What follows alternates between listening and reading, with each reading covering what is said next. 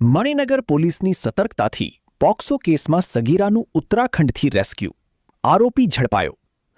અમદાવાદની મણિનગર પોલીસે પોક્સો કેસમાં નોંધપાત્ર સફળતા મેળવી છે. ગુમ થયેલી 16 વર્ષની સગીરાને ઉત્તરાખંડના હરિદ્વારમાંથી સુરક્ષિત રીતે શોધી કાઢી આરોપીની ધરપકડ કરવામાં આવી છે. પોલીસની ટેકનિકલ સર્વેલન્સ અને મહિલા પોલીસકર્મીની સૂઝબૂછથી આ ઓપરેશન સફળ બન્યું છે. મણિનગર પોલીસ સ્ટેશનમાં ભારતીય ન્યાય સંહિતા અને પોક્સો એક્ટ હેઠળ સગીરાના અપહરણ અને શોષણ અંગે ગુનો નોંધાયો હતો.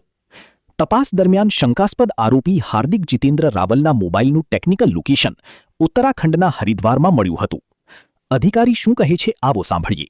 મણિનગર પોલીસ સ્ટેશને 173/2026 બીએનએસ તથા પોક્સોની કલમ મુજબ પોક્સોના કાયદા મુજબ મણિનગર પોલીસ સ્ટેશનમાં એક જાહેરાત આવેલી, જેમાં ફરિયાદી તથા તેમના વાઇફ અપંગ હોવાથી તેમની સાથે પોલીસે સંપર્ક કરી એમની જાહેરાત લીધેલી કે તેમને સિક્યુરિટીમાં અહીંયા મણિનગર જોબ કરે છે અને એમની દીકરી 16 વર્ષની છે અને ગુમ થઈ ગયેલ છે.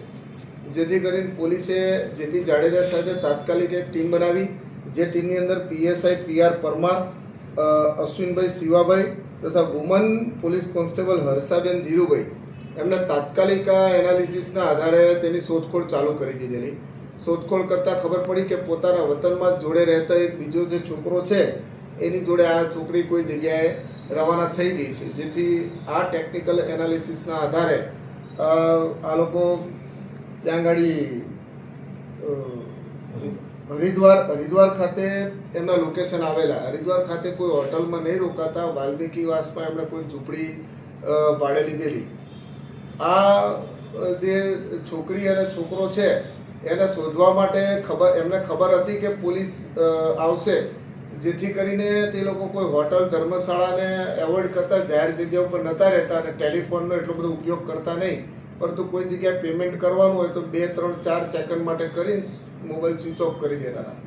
જેથી અમારા જે ટીમના હર્ષાબેન ધીરુભાઈ છે એ પોતે જે આ ભોગ બનનાર છે દીકરી, એના સગા સંબંધી કે સિસ્ટર હોય એવી વાત કરી અને તે જે તે હરિદ્વારવાળા વિસ્તારમાં એમને શોધખોળ કરેલી. ત્યાં હોલ્ડ કરેલો, 3-1 દિવસ રોકાયેલા અને અલગ અલગ જગ્યાએ પૂછપરછ કરી અને આ જગ્યા આઈડેન્ટિફાઈ કરી અને ત્યાં વોચ ગોઠવેલી.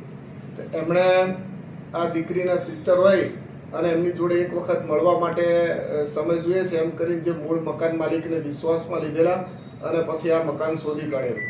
જેથી કરીને આ છોકરીને છોકરાને લોકો રિકવર કરી અને પોક્સો એક્ટની આગળની કાર્યવાહી કરવા માટે હરિદ્વારથી અમદાવાદ પરત લાવેલા અને તેમના મધર ફાધરને આ દીકરી પરત સોંપી અને આગળની તપાસ ચાલુ છે. ऐसे ही अन्य खबरों के लिए चैनल को सब्सक्राइब कीजिए.